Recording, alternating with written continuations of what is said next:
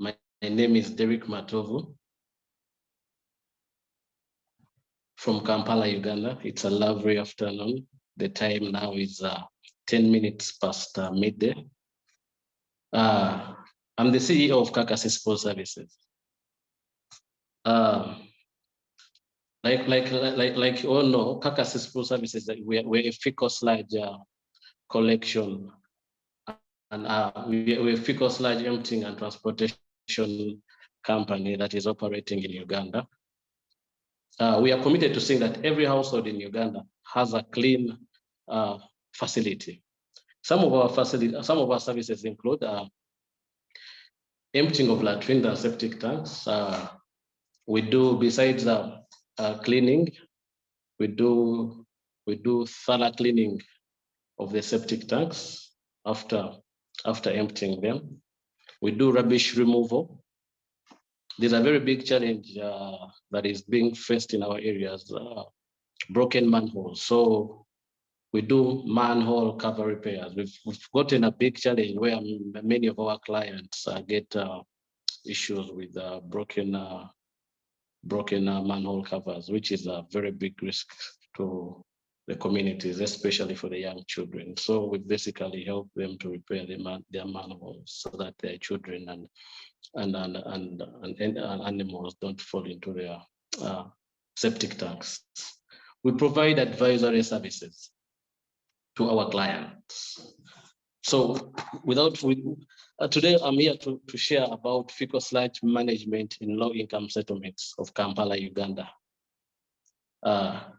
Kakasi Sports Services is operating in Kampala, which is the capital city of Uganda. Kampala has a population of 3.6 million people and a daytime population of 5.8 million people. That means there's about 1.2 million people that come to work every day in Kampala and live. So Kampala has an estimated household of 478,000 households. Of these households, 90% of these households rely on unsewered facilities. Kampala district is made up of 5 municipalities.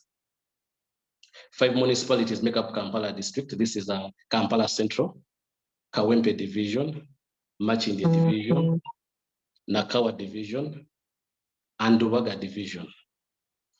Machindi and Ndubaga Division host 60% of the informal settlements in Kampala. There are approximately 414,000 people from Ndubaga Division, where Kakasi Sports Services, we give most of our services in Ndubaga Division. Ndubaga Division has about an estimated population of 414,000 people that live in the informal settlements. This makes us about 78,000 households in Ndubaga Division, which hosts the biggest informal settlement in Kampala. Ndubaga Division is made up of 13 parishes. These are the administrative structures for the district. We have the district, then we have the municipalities, and then they're broken down into parishes, then villages. So Kakasi Sports Services operates to ensure that households in Kampala have clean facilities by collecting Faecal Sludge, and we safely transport it to the treatment plants in Kampala. Kampala has 2 treatment plants. Kampala has 2 waste treatment plants. We have Lubigi, sewage and Faecal Sludge treatment plant. This plant was commissioned in 2014. It has a sewage treatment capacity of 12,000 cubic liters per day, and a fecal sludge treatment capacity of 400 cubic liters per day. But the currently, this treatment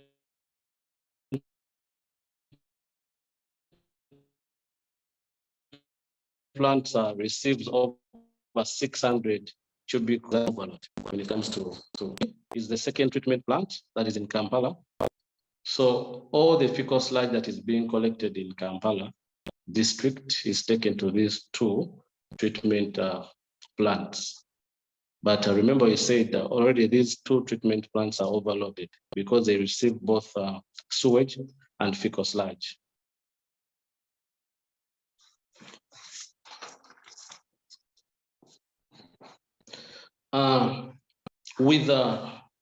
Like we said, Kaka Accessible Services serves an average of 102 households.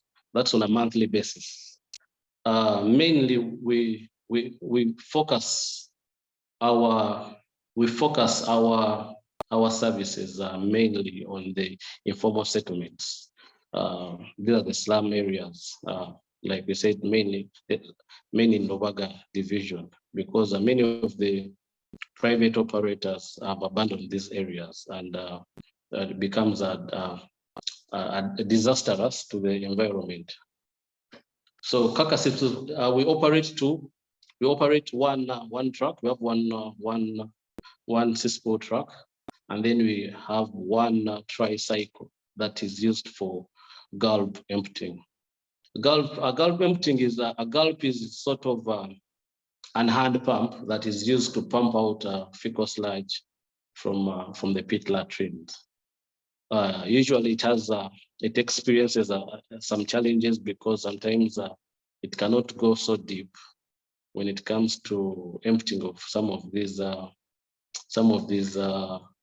pit latrines, because in most of these informal settlements, many of the households have pit latrines, and there is more solid waste in these these latrines than the fecal.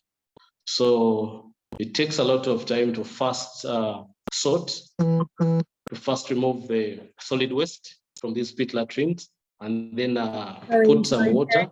Sorry, Derek. Sorry, please can you put your phone on mute? Sorry, it's just a bit disruptive. Sorry to interrupt you. Thank you. Carry on.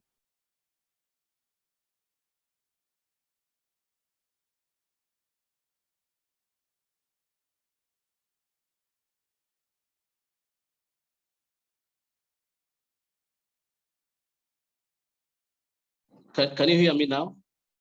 Yes. Yeah.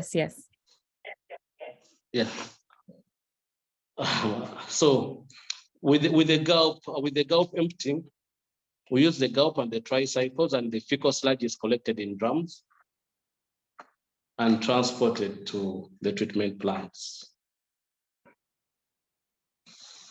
There's a big challenge when it comes to fecal sludge collection in Kampala, because there is no, for the service providers, there is no geographical service boundaries for the operators. That means any person that is doing fecal sludge collection and transportation can work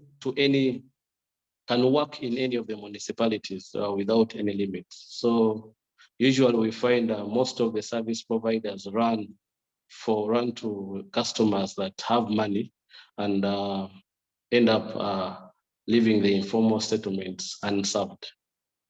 And due to the fact that people, the affluent customers pay more money, so we find that many of the private operators run where there is money. So this leaves a very great challenge to the informal settlements that we operate in. Pit latrine emptying costs vary. This is it's negotiable. There is no flat. There are no flat rates for emptying. We negotiate. So the price of emptying is determined by the size of the pit, the amount of sludge in the pit, and the weather season, and the season. Usually when it is in the rainy season, when it comes to emptying of pit latrines, you don't need a lot of water to dilute the fecal sludge. So it becomes a little easier to empty. So the prices usually go down in the rainy season. So the other challenge that is being faced in these low-income settlements is the operation and maintenance of the maintenance of the pit latrines. Many of these pit latrines, since they are being shared by many community members, so you find that maintenance is an issue. So many of the pit latrines are in a poor state, which exposes them to sanitation-related illnesses, diseases. So there's a very big spread of sanitation-related illnesses in these informal settlements. Many of the people in these settlements don't practice hand washing, because they also have another issue of water.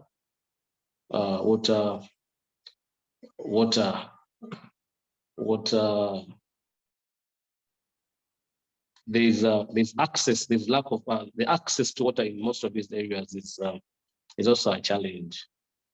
So water is being used in a very small quantities.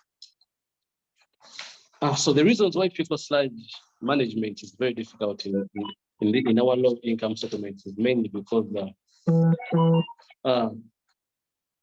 in low-income settlements, these the pits either the pits when are full, some are abandoned. Usually pits are abandoned, and these community members go into digging of more pits, a new pit. So it becomes a habit. So when one pit is full, they end up digging a new pit a few meters away. So the culture of pit emptying becomes a very big issue, because people are used to the idea that when a pit latrine is full, you can dig a new pit latrine. And usually when they dig these new pit latrines, they usually they're not deep enough to serve the purpose, because usually these pit latrines are being dug in a rush, and depending on the size of the communities and the household. So usually these pit latrines don't serve a lot of for a long time. So the abandoned pit latrines become a threat to the community, because the flies and everything come from those abandoned pit latrines, and then cause diseases. The other issue that is being faced with giving services in these areas is the accessibility. It becomes very hard for the trucks, for the vacuum trucks, to access the areas. Some of these areas, due to the fact that many of these areas are not properly planned, and many of these areas are in wetlands. So there are so many drainage channels going through these areas and all that. So trucks are finding a way to get a truck to the site becomes a very big issue. So this limits using trucks to empty, and we opt for, and these communities opt for manual emptying of their facilities. And usually when they do manual emptying, they end up pouring this fecal sludge into the environment, which contaminates the water around. And when it rains, this fecal sludge gets its way into the communities. So this also becomes a very big challenge in these low-income settlements. The other challenge faced is that many of these facilities are shared facilities. Many toilets, many pit latrines are being shared by more than one household. So usually when they are full, it becomes hard for them to collect money at a go so that they are able to request for emptying services. So this becomes a very big challenge that they cannot raise money at the same time. So usually it takes them a long time to collect this money, while it's an urgency to empty their facilities. So due to the fact that they have to wait for some of the users of the facility to raise the money because these people have different income levels. So this becomes a very big challenge also in these communities. So they have to wait until when they raise the money. So usually when they fail to raise this money, they always want to find a solution for themselves. So some end up pouring manually, emptying their pit latrines and pouring the fecal into the drainage system. So which also becomes a very big problem to the environment. Another issue is the house construction. The house construction in these areas is not planned. So, like we said, access to service truck access to this area, it becomes difficult because of the poor construction plans. Most of these settlements are not planned. Usually they never get plan approvals from the municipalities. So usually they've just, some have temporary housing facilities that they have constructed. So taking services to them, like the trucks, it becomes a little hard to take a 6-pole truck in this community to give them so that you are able to empty their facility becomes a little hard. The other issue that is being faced with the low-income settlements is, like we said, many of these households have pit latrines. So usually the technology that we use are the gulpers. So usually these gulpers have they're not so deep that, for example, if the facility is say 50 feet and the gulp pipe is about 20 feet, so that means we are not able to get out the fecal sludge that is below below what the gulp can get out, can pump out of the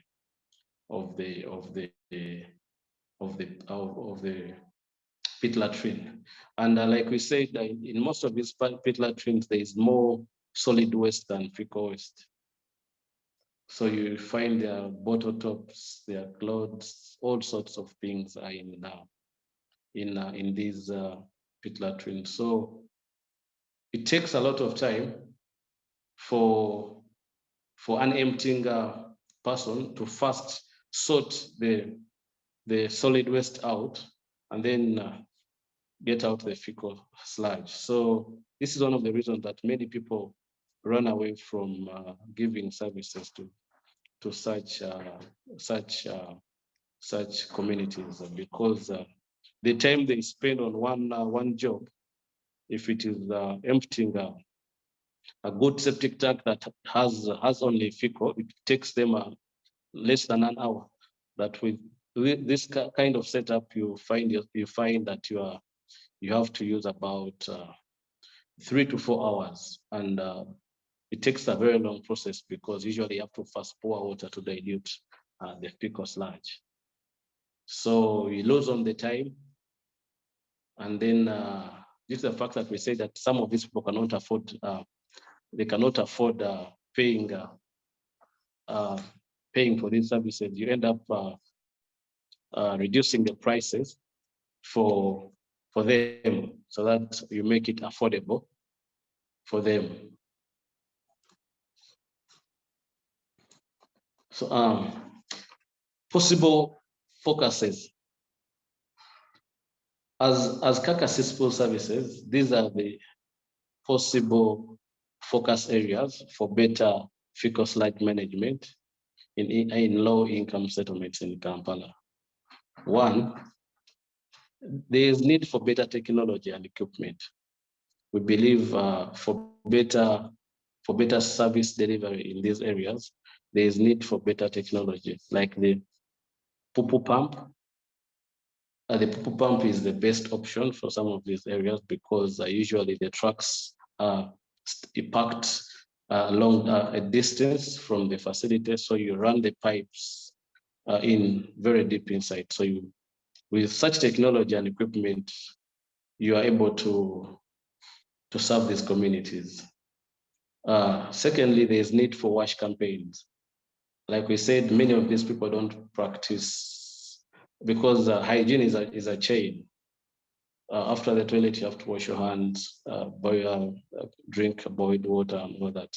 So usually in these communities, there is less awareness that is being created among these community members. So there's need for wash campaigns in these areas so that the hygiene and sanitation of these areas is being improved.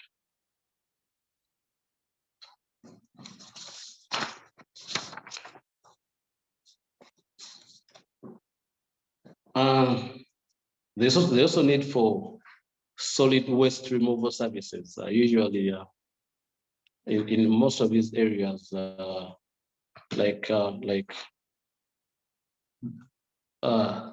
garbage collection and is a paid service. So usually some of these people cannot afford paying for such services. So they end up pouring some of the solid waste in the latrine. So there's need for solid waste. There's need to advocate for domestic waste collection services in this area, so that the solid waste doesn't end up in these pit latrines. Lastly, there is need for communal toilets. Once communal toilets are being constructed in these areas, so that means rules, terms, and conditions will apply. People pay for the service. So once this money is collected and there is need for emptying of these facilities, it becomes easy to call on the service providers to come and empty the facility. So this brings about order in the community.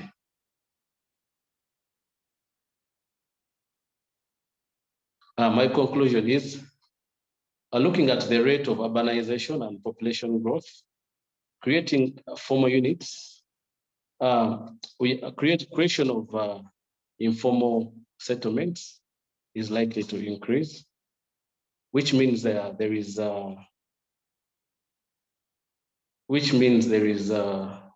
sanitation situation is going to worsen in these informal settlements because of the population increases. Thank you for listening to me.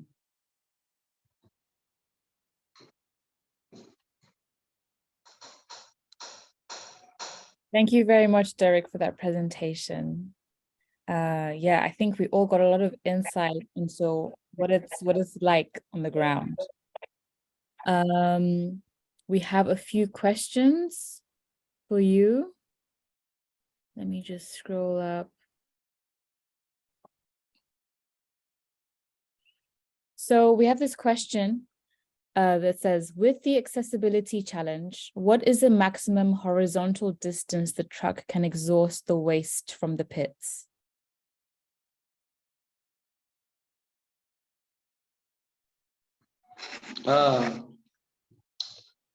It depends on the one.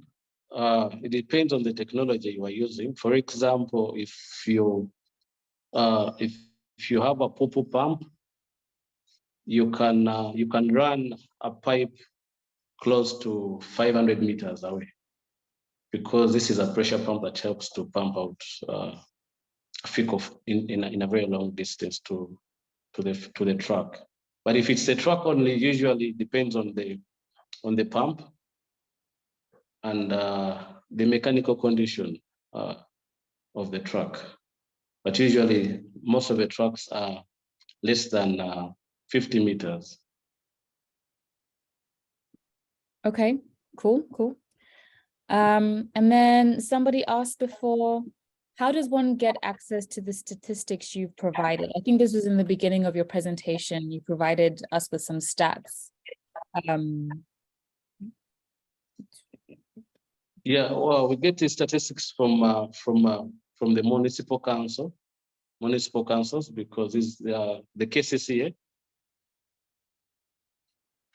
Got you. Yeah, it provides us with data on each municipality and villages. Yeah, so everyone, like KCCA is your source of information. And then we have a question from Baker. Hi, Baker. Is Kaka Cesspool a member of the Fecal Sludge Associations in Uganda, Kampala? I've not heard that. I beg your pardon. Is Kaka Cesspool a member of the Fecal Sludge Associations in Uganda, Kampala? Yes, Kaka Cesspool Services is a member of TAWEL. Okay, cool.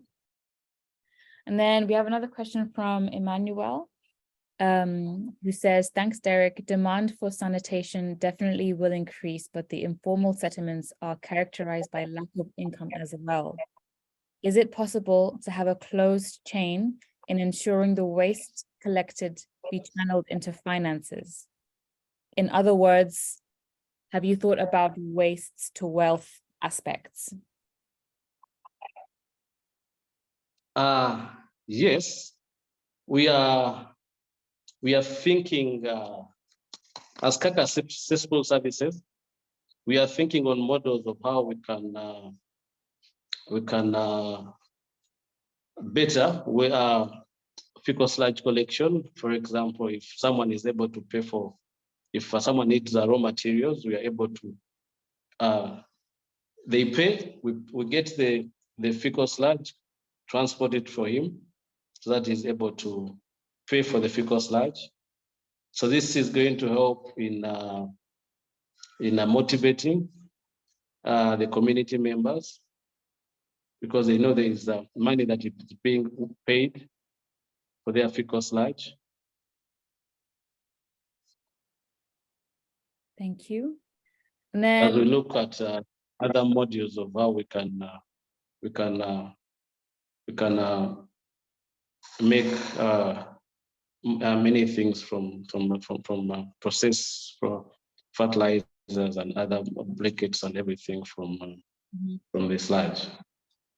Okay, thank you. And then we have a question from Sakiru, who's asking, is it possible to share a brief video of the process or like any photos of the technologies that you use? I do believe you have a lot of information on your website, if I'm correct. So yeah, we are on all our social. We are on all the media media on social. On all social media platforms, they can go onto our website. We have a Facebook handle, we have an Instagram and YouTube. You can get more, we put some of our work there. Thank you. And now we have a question from, oh, we have a lot of questions. I love this. Okay, we have a question from Dave Still. Hi, Dave. David Still, sorry. What are the typical dimensions for the pit latrines in Kampala? The depth, diameter? Can you just give us some measurements? The pit latrine dimensions are not standard. So usually, but on average, usually a pit latrine is about depending on the water table in the area. Usually they are 50 meters deep. Some are 25, depending on the water table in the area and topography of the area. But there is no standard. Size. Usually people excavate pits depending on how much money they have, because when they're excavating a pit for you, you have charged per meter. So usually it is about how deep your pocket is and the topography of the area and the soil formation. Usually in some areas you cannot go any deeper. Like in one of the slums in Kampala called Boaise, you cannot have a 2-meter latrine because of water level in the area. Of course, that makes sense. So yeah. Okay. Next question is, what is your experience using a poo-poo pump? If you can mention some benefits and some challenges, please. We've not used a poo-poo pump because we've not acquired one. It's the technology that we're looking up to acquiring so that it betters our work in as we provide services in these settlements. Like I said, we have a truck, which is it's a small truck. It's a 3,700 liter tank capacity truck, and we use a galper. The galper is like it's like an hand pump. So what happens is we have a tricycle with drums. The drums at 120 liters. So it depends on how many drums fit and depending on how much the customer is able to pay. So when we use a galper, the sludge is being put into the drums onto the tricycle and then transported to the treatment plant. Okay, cool. And then 2 questions that link with each other. Are the other pits typically lined with bricks or something similar? How are they lined? Many of the pit latrines are not lined. Usually lined latrines are in schools because they serve very big populations. So most of our latrines are not lined, so which becomes it becomes dangerous for the water bodies around because they cause water contamination. So it becomes a burden to the water sources around the area. So the water gets contaminated, and which is a situation in most of these settlements.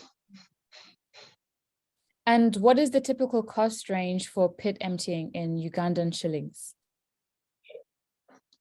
Like we said, the costing for pit emptying depends on the distance from the treatment plant, the client to the treatment plant, the size of the septic tank or the quantity of the fecal sludge, and the technology. But on average, I can give a picture. Transporting, collecting 3,700 liters of fecal sludge in a distance of 5 kilometers, between 5 and 15 kilometers, is 90,000 Ugandan shillings, which is about $25 US. Okay. Thank you. And we have a question from Najib. Najib. How can MTs work with municipalities to improve containment, like septic tanks, standards, conditions to improving emptying? Any insight from you? How can empties work better with municipalities to improve containment? From your Like we said, from my experience, most of these, for example, in Kampala, like I said in my presentation, pit emptying is not regulated.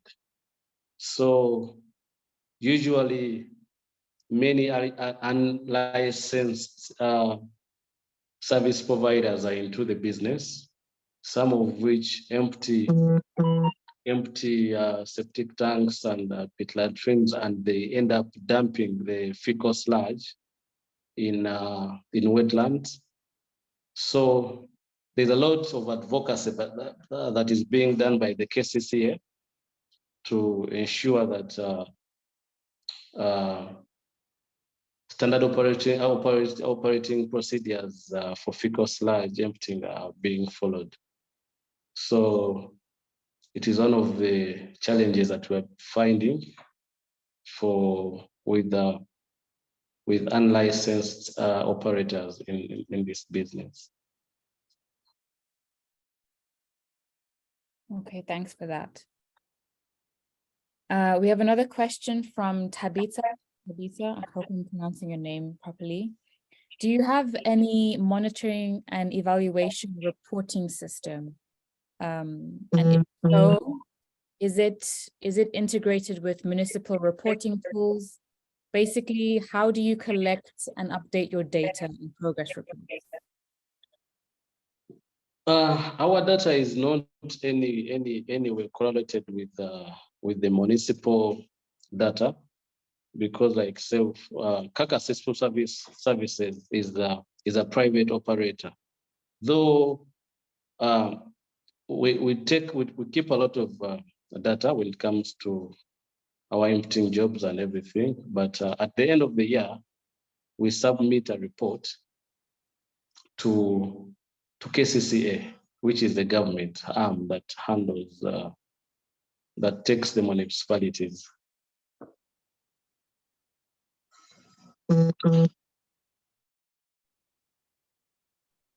Okay. We have another question from Emmanuel. Oh, it's not a question, it's more of a statement. It's very nice. He says, you are doing a very good job, Derek, along with Kaka Accessible. And I would strongly advocate that you join hands with other stakeholders too. A very good product would emerge if you work with some partners doing the same work, like Water for People and also the government through Sanitation Working Group. That would help all of us come with an appropriate solution to the sanitation challenge being faced globally. Thank you so much for that comment, Emmanuel. Thank you, Emmanuel. David asked, David says, I have heard that pits are very deep in Kampala. 15 to 25 meters is much deeper than one generally finds elsewhere. They must take a very long time to fill up. Is that true? Yes, pits are very deep. Like we said, with most of our municipalities, there is a challenge with solid waste collection. So like a lot, like in my presentation, I said you find more solid waste than fecal. So it becomes very easy. It takes a very short time for some of these pit latrines to fill up. And most of these pit latrines are shared within, say, 10 households. And on average, each household has about 7 people. So these are the facilities. So if it was being used by one and properly being used, it will take a very long time.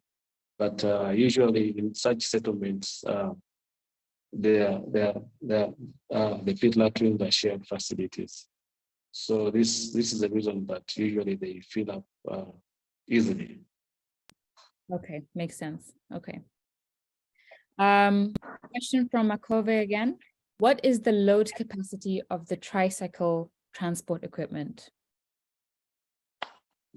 What is the what? The load capacity. Okay, so each drum is 120 liters. So each tricycle, the tricycle takes nine drums. So that is 9 times 120. You're able to take about 1,000 liters of fecal sludge with a tricycle. Okay. A question from Aya. Aya. Any collaboration with biogas generating initiatives?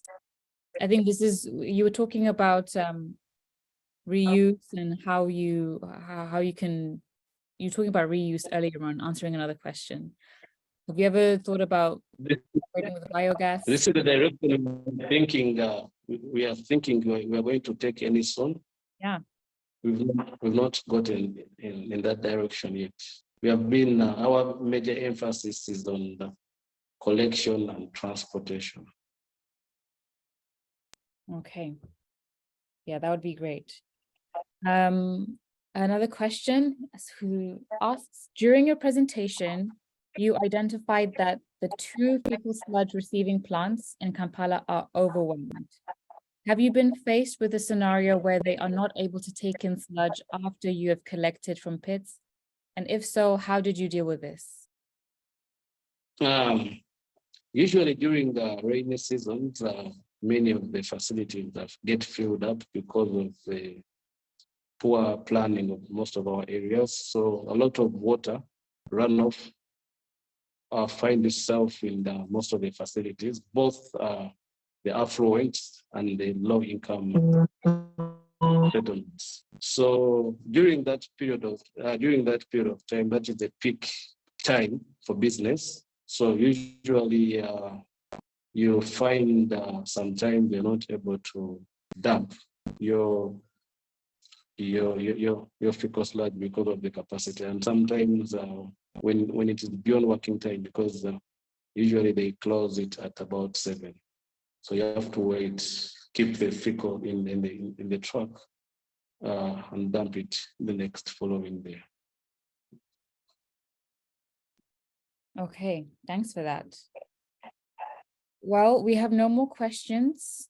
If anyone else has a burning question, oh yeah, we got one just coming in by Hari Prakash. Hi, Hari Prakash. How much time will it take to empty and fill the collection tank of 120 liters? So roughly how long does that take? Like I said, this depends. Usually, because we said there is more solid waste in these most of these pit latrines, so you have to first remove the solid waste, then dilute the fecal, and then fill it. Usually, it can take about, say, if you do the first process of removing the fecal, the solid, it takes about 30 minutes to 1 hour. Okay. To fill 120 liters. That's the reason why many people run away from it, because it is time consuming. Okay, thank you. We have a question from Iris. Hi, Iris. Great presentation, Derek. How do you safely dispose of solid waste emptied from pits? How do we do what? How do you safely dispose of the solid waste emptied from pits? So what happens with the solid waste? There's a section where we dump the solid waste. At the treatment plant, there's a section where we put the solid waste, and then the fecal sludge at the other side. Okay. And do you have any information on what that treatment plant does with the solid waste?